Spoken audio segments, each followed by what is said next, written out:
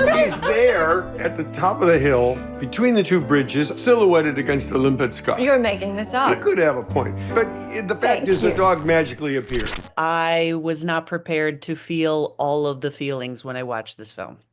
Oh. Literally all of them, I think.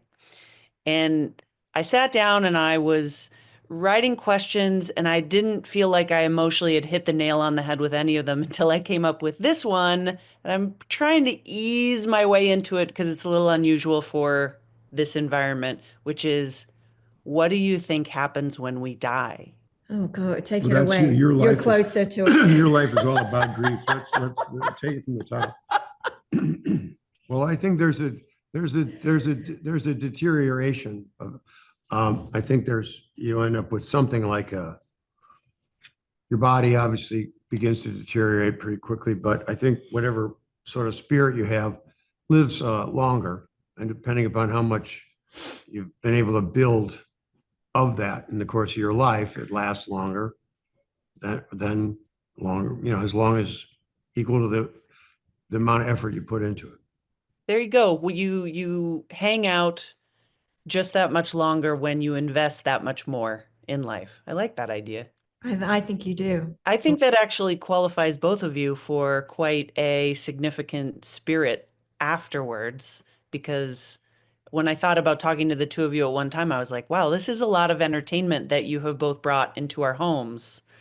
And this time joined by such an unbelievable animal.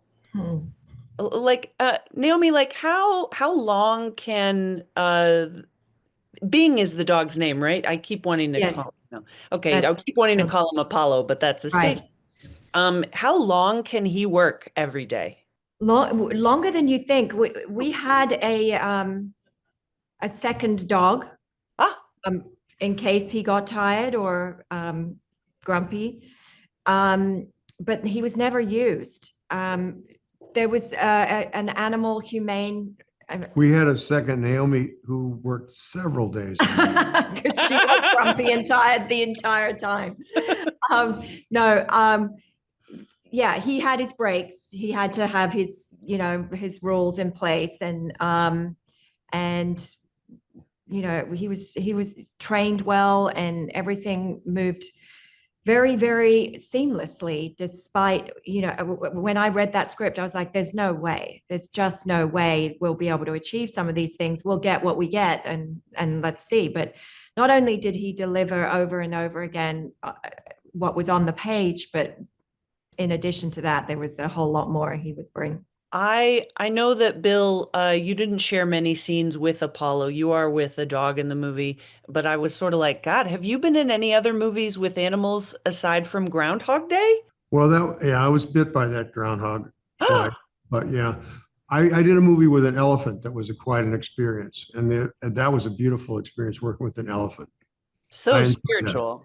Yeah, very much so. Far more intelligent than an ordinary person. Yeah. Wow. And as I get out of here, because this movie's now joining my Christmas movie rotation, what is your favorite movie to watch over the holidays?